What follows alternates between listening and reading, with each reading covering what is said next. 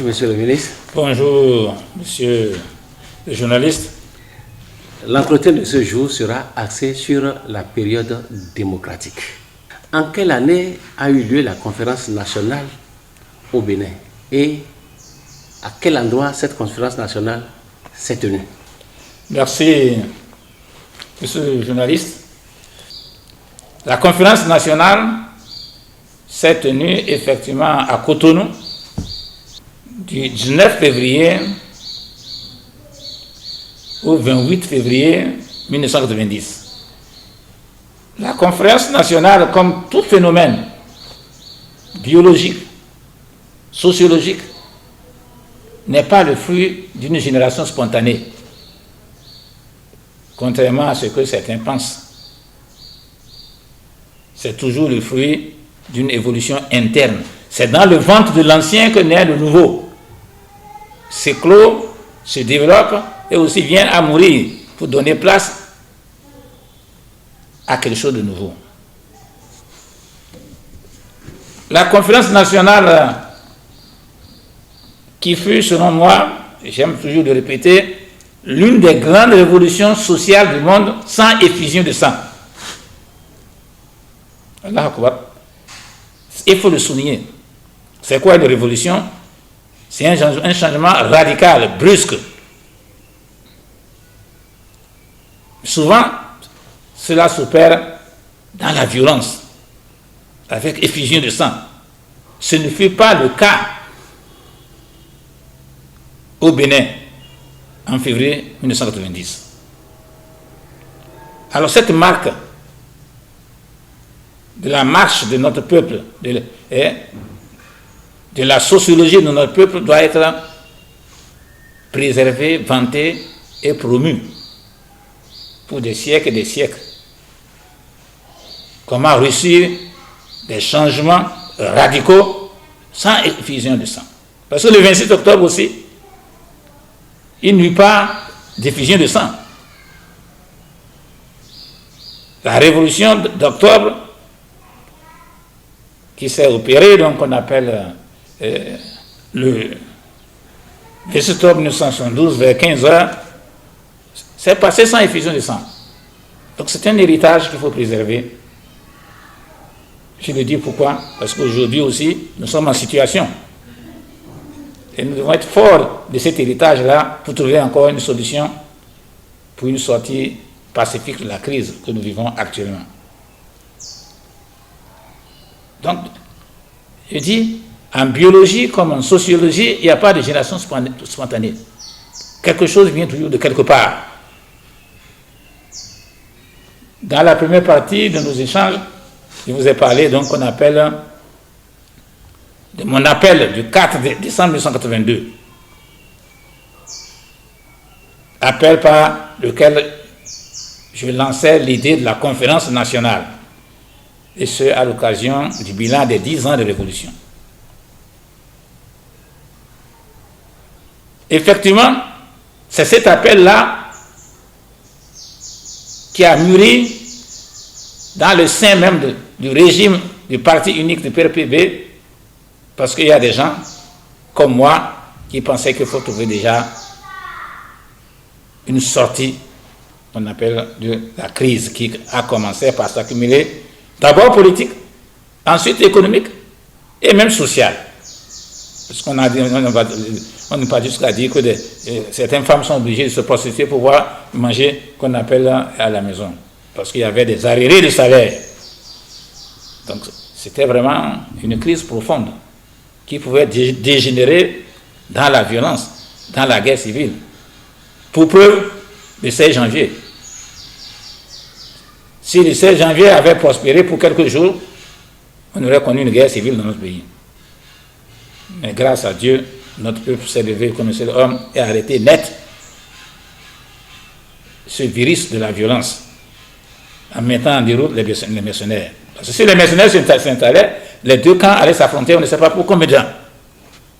Parce qu'ils étaient armés et nous aussi on était armés. Les victimes, c'est les grandes masses. C'est à cela que j'ai pensé depuis ce 4 décembre 1982 en disant qu'il faut tenir une conférence nationale des forces vives de la nation pour trouver une solution pacifique. Monsieur le ministre, quel est qu'on appelle le siège qui a abrité cette conférence nationale? C'est l'hôtel PLM d'Aledjo qui a abrité cet événement historique et qu'on appelle désormais inoubliable de notre histoire nationale. C'est là que s'est tenu les assises. Mais il faut revenir sur certaines qu'on appelle vérités, parce qu'il y en a qui disent que c'est le Parti communiste qui s'est soulevé et qu'on appelle pour renverser la situation. C'est faux. C'est vrai. Que c'est qu'on appelle la France qui a donné des instructions et donc, pour que se tienne la conférence nationale. C'est faux, c'est vrai. Ce ne sont que des demi-vérités. Parce que dans tout phénomène, il y a deux facteurs. Le facteur interne et le facteur externe. Et la science de la dialectique nous dit les deux facteurs sont importants. Ce qui se passe à l'intérieur d'un phénomène et ce qui se passe autour de ce phénomène. Mais ce qui est déterminant, c'est ce qui est à l'interne. C'est pour ça, les dialecticiens donnent l'exemple de la pierre qui a, ou bien du caillou qui a la forme d'un œuf. Si vous mettez ça sur la poule, pendant 100 ans, ça ne deviendra pas poussin. Mais si vous avez aussi un œuf et il n'y a pas la chaleur de la poule, vous n'aurez pas aussi de poussin. Mais ce qui est déterminant, ce n'est pas la chaleur qu'apporte la poule en couvant l'œuf, mais ce qui est à l'intérieur. Parce que lorsqu'elle couvre le caillou, il y a la chaleur, mais qu'on appelle l'œuf ne sort pas. C'est parce qu'il y a des forces internes qui ont lutté pour la conférence nationale qu'il y a eu la conférence nationale. Des forces internes dont sans fausse modestie, je suis qu'on appelle un des protagonistes en tant que président de la jeunesse révolutionnaire du Bénin, qui est une des composantes essentielles des forces révolutionnaires. Parce qu'il y avait qu'on appelle les militaires, il y avait les civils, et parmi les civils, il y avait trois courants essentiels au niveau des civils: la Ligue patriotique, qu'on appelle dirigée à l'époque par Ougouman Ifede Simon, paix à son âme, qui nous a quittés tout récemment, et qu'on appelle le comité interjeunesse du CIJ, qui couvrait la zone de Dassa et consorts, du centre, qui était dirigé par Adjo Boko Ignace, paix à son âme, et le groupe Fitla, auquel j'appartenais, qui était dirigé par Abdoulaye Issa, et paix à son âme. Donc, il se fait que c'est parmi les éléments du groupe Fitla qu'est sorti le président de la jeunesse du parti unique. Or, tout le monde sait que la jeunesse est le fer de lance de la révolution. Donc, au moment où se préparait et se tenait la conférence nationale des forces vives, l'OGRB comptait plus de 300 000 militants sur une population de 3 millions et quelques. Donc ça veut dire, sur 100 Béninois, moi j'avais 10 militants. Monsieur le ministre, l'OGRB, quelle est sa définition? Parce que les jeunes... Oui, c'est l'organisation de la jeunesse révolutionnaire du Bénin, qui est l'organisation de la jeunesse du parti unique. Comme l'OFRB était l'organisation qu'on appelle des femmes révolutionnaires du Bénin, qui était l'organisation donc des femmes et donc qui suivent donc le drapeau du parti de la révolution du Bénin. Donc, il se fait que, c'est important de le souligner, qu'à cause de l'agression du 16 janvier, nous disposions dans chaque département, puisque j'ai été préfet 2 fois, j'ai été préfet de Zou, préfet qu'on appelle le Takura. Après l'agression, il y avait des cantines de Kalachnikov dans toutes les préfectures, prêts à répondre à une éventuelle attaque encore. Donc moi, je dirigeais plus de 300 000 jeunes. Il suffit de leur partager les armes. Personne ne peut venir à PLM pour dire il va tenir qu'on appelle une conférence. C'est là les éléments qui démontrent le facteur interne. Parce qu'au Congo, c'est ça qui s'est passé. Sassou Nguesso a été renvoyé par la conférence nationale, mais il est revenu avec ses jeunes, les armes en main. Il a repris le pouvoir, il est là encore jusqu'à aujourd'hui. Allah. Donc si moi j'avais adhéré à la formule qu'on appelle de Congo, ce qui s'est passé, qu'on appelle Brazzaville, ce qui s'est passé au Togo, allait se passer ici. Mais il se fait que depuis mai 86, le marxiste que j'étais, le maoïste que j'étais est devenu le béninisme. Dieu m'a, qu'on appelle, racheté. Et m'a fait connaître sa parole. Et grâce à la connaissance de cette parole qui est dans la Bible et dans le Coran, je sais que Dieu n'aime pas que le sang coule. La fin ne justifie pas les moyens. Ce n'est pas parce qu'on veut garder le pouvoir ou bien conquérir le pouvoir qu'il faut tuer les hommes. Parce que celui qui tue une seule personne a tué l'humanité. C'est ce que dit le Coran.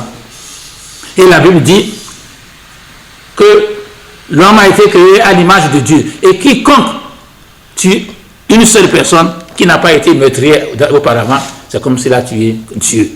Or, vous voyez bien, quelqu'un qui tue Dieu, qu'on appelle toute la responsabilité qu'il assume. Donc, c'est fort de ça que notre courant a milité pour une sortie pacifique de la crise, comme je suis en train de le faire présentement, qui sera mis à jour le 1er août, qu'on appelle 2023. Donc, nous avons dit non, on n'a pas besoin de la violence pour renverser la situation actuelle. On a besoin de l'organisation et de la mobilisation, et ça commence d'abord par la jeunesse. C'est ainsi que nous sommes bagarrés pour défendre l'idée de la conférence nationale et le groupe initiative et patriotique des dégueux marcelins et des Jean-Marie Paix à son âme sont les premiers à nous, qu'on appelle tendre la main, et avec le président Kérékou, qui aussi est un disciple de la paix. Lorsqu'on lui a dit, on lui a jeté des pierres qu'on appelle que le PCB estimait que c'est ça qui l'a fait partir. Quand c'est garde-vous, on voulait créer des noms, ne tirez pas. Ils ont faim. Allah Akbar. Le message a été bien compris par les instances dirigeantes d'alors qui prirent une décision responsable en décembre 1989. Avec les réformes que vous avez annoncées pour le premier trimestre de l'an prochain, est-ce qu'on va aller vers de nouvelles élections? Certainement, nous avions dit que la conférence nationale va nous faire des suggestions, des propositions concrètes. Et nous tiendrons compte de ces propositions pour élaborer la nouvelle constitution. Voyez-vous, nous n'avions consulté aucun pays pour faire la révolution, ni pour opter pour le socialisme scientifique. Nous n'avions pas besoin de consulter quelqu'un pour le mettre tout en cause. Nous sommes libres.